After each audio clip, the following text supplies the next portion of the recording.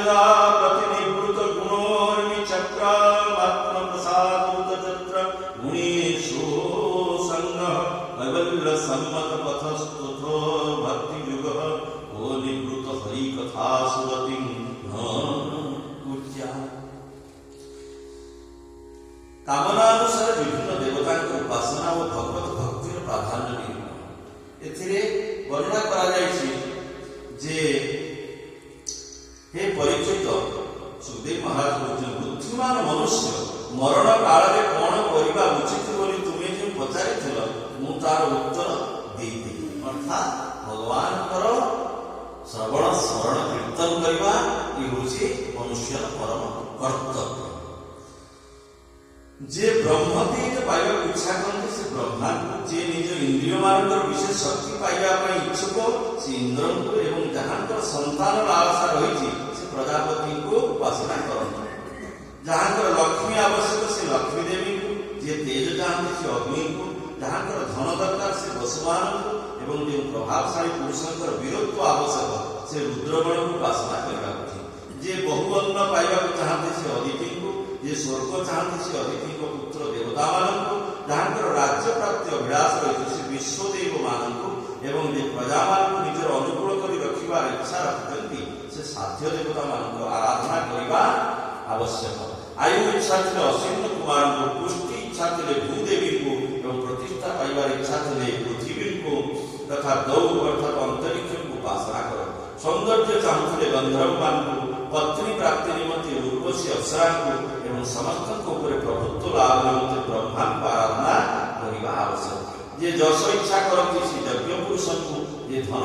संपद चाहती से वरुण को विद्या आकांक्षा थे भगवान शिव को एवं पति पत्नी को मध्य पारस्परिक प्रेम अतुल रखिबार इच्छा थे पार्वती को उपासना करने उचित।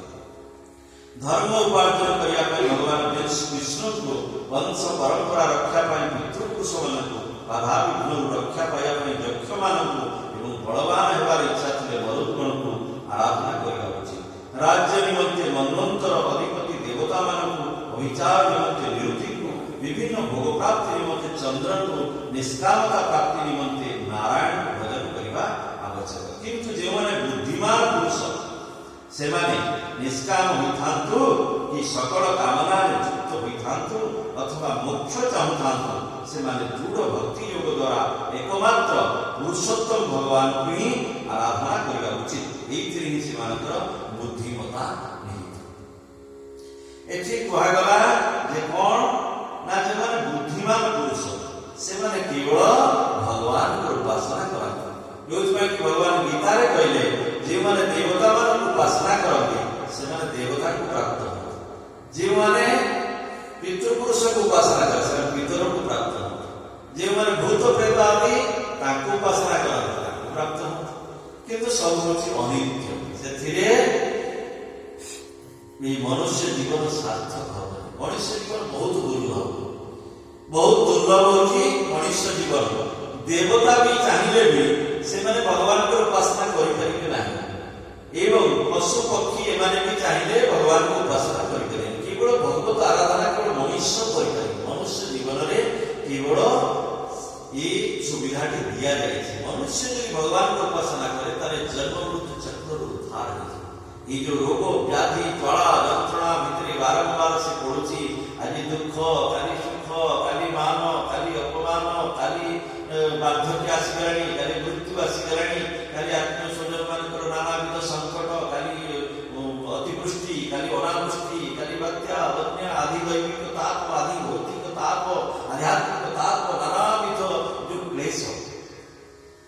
ये क्लेश बारंबार पाउछ। मातृ गर्भरे जो कष्ट 9 मास ता भीतर रहिबा जो कष्ट ता भीतर सी जो ज्वाला यंत्रणा ता भीतर ना ना से कोटी आलोक अछि ना किछि चल प्रचलन कौन सुविधा रही ना किसी खाइबार सुविधा अच्छी नाना प्रकार कोविड कीट अनशन ता भीतर से बंद कारागार भीतर बंदी जीव रोचे बारंबार एमती जन्म होचे ता भीतर जे सबथर मनीष होचे ठीक है केते थर कुकुर बिराणी नाना प्रकार जीवन पाउचे इथर मुक्ति पाइबा पई केवल हरि भजन जे करी भगवान को उपासना करबो से भगवत धाम प्राप्त हो ताले से जातायत चक्र उद्धार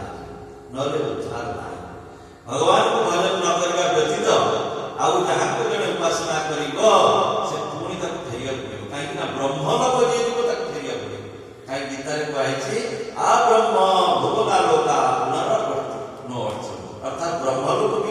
प्राप्त हो ताकू फेरी आसे किंतु यदि गत्वा न निवर्तन्ते तद्धाम परमं मम किंतु जे वैकुंठ को जीव गोलोक को जीव भगवत धाम को जीव ताको फेरी आसिया को पड़िबो नाही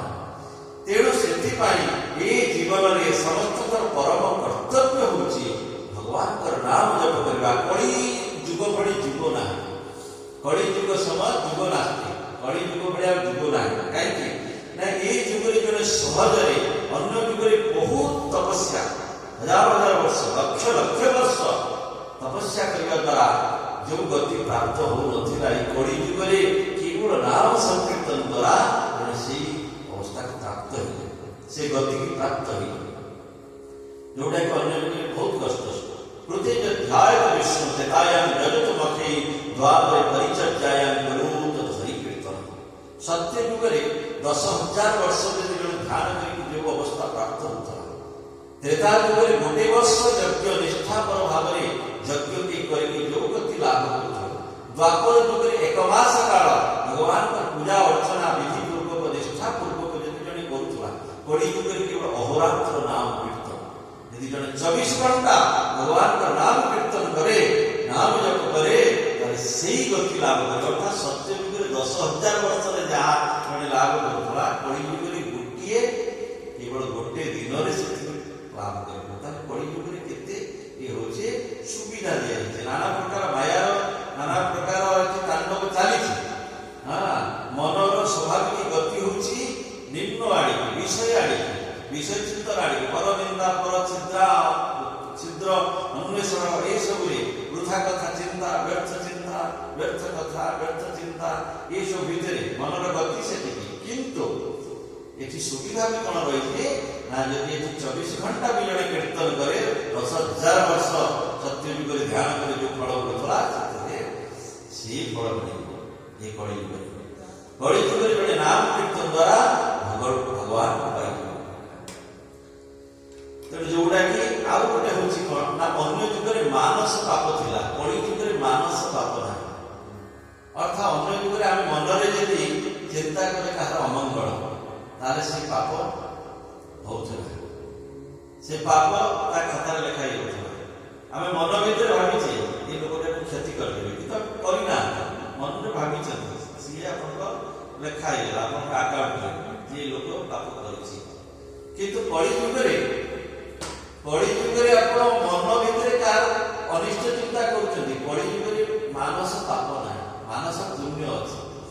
आपण ए भाबिले बसके मु वृंदावन धाम जाई छी गिरिराज परिक्रमा करके आसीली राधा कुंड स्नान करी यमुना नदी रे स्नान करी हां एठी आपण बसके भाबिले गंगा सागर रे जाई स्नान करके आसीली तापय आपण फल पाइबे किंतु ए आपण ए भाबिले जे से लोकर तार क्षति करे से पापटा आपनकर खाता रे चढ़िबो ना ये होई कली युग रे बहुत बड़ा हां ये होई माने एथमे क्वालिटी कली युग श्रेष्ठ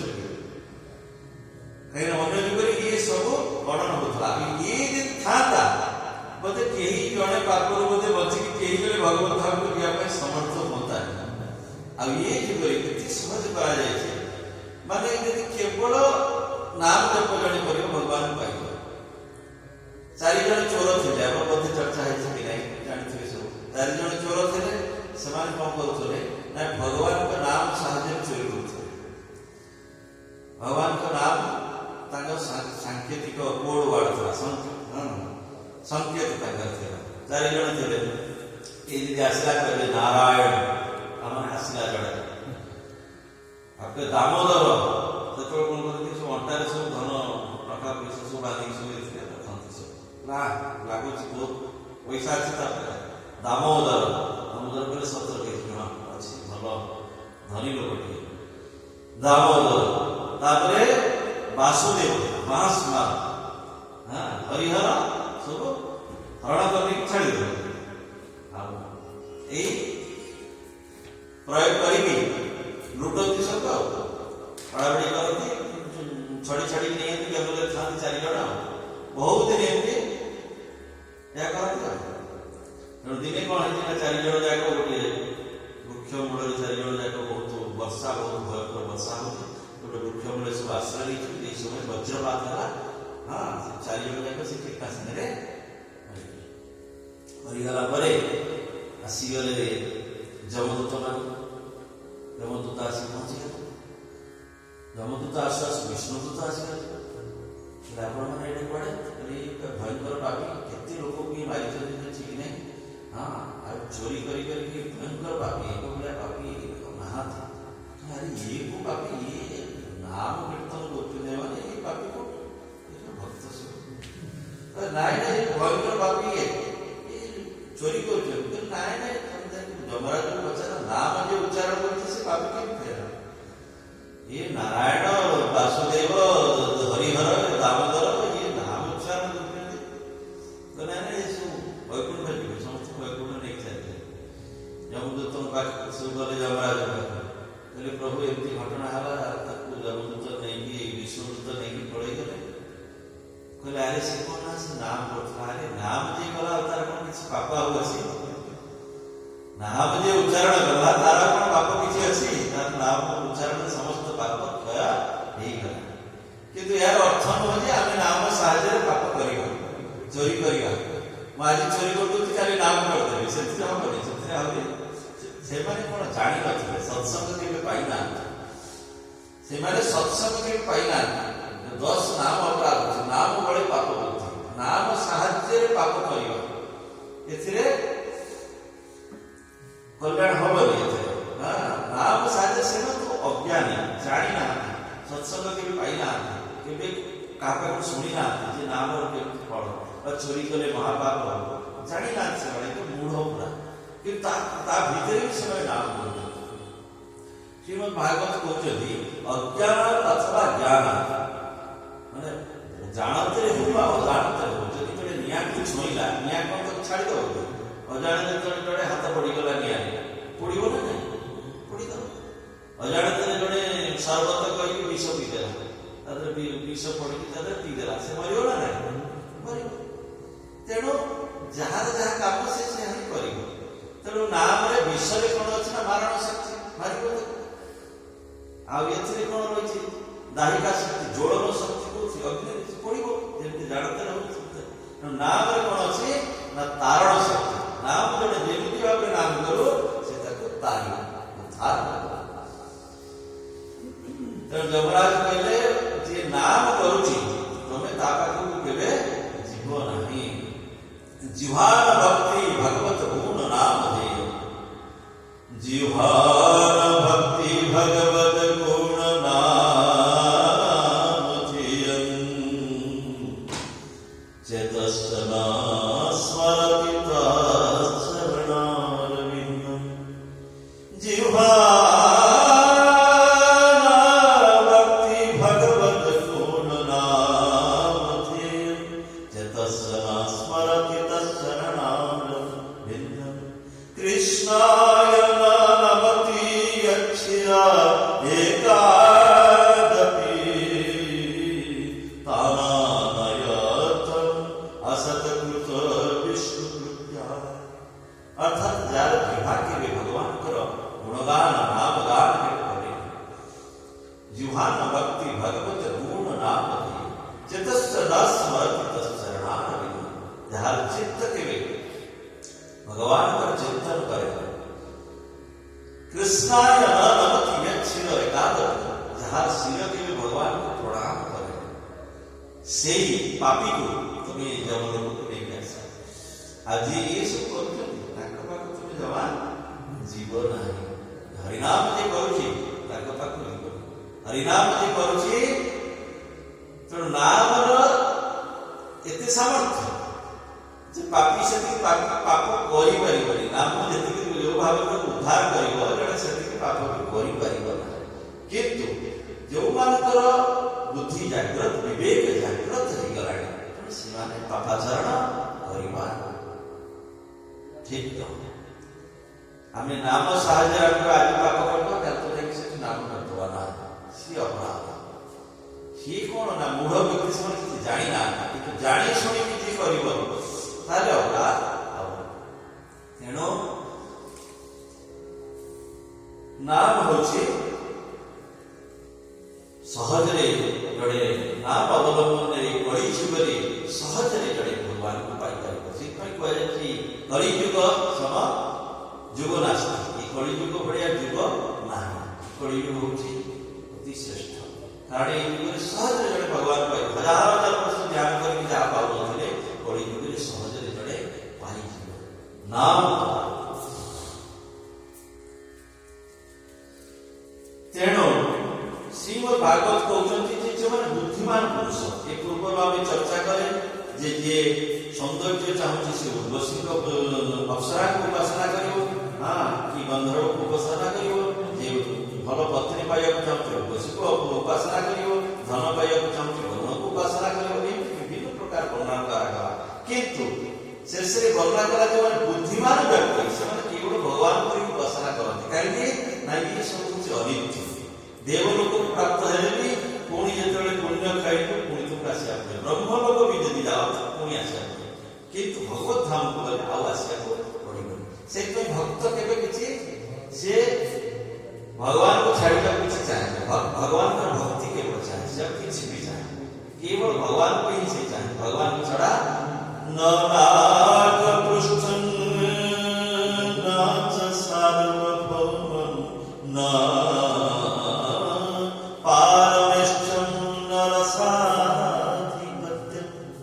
भक्त कौन करे ना नो नाग पुष्प अर्थात ये स्वर्ग चाहे न नाग पृष्ठम न सार्वभौमं राज चक्रवर्ती सार्वभौम राजा के चाहे ना न नाग पृष्ठम न सार्वभौमं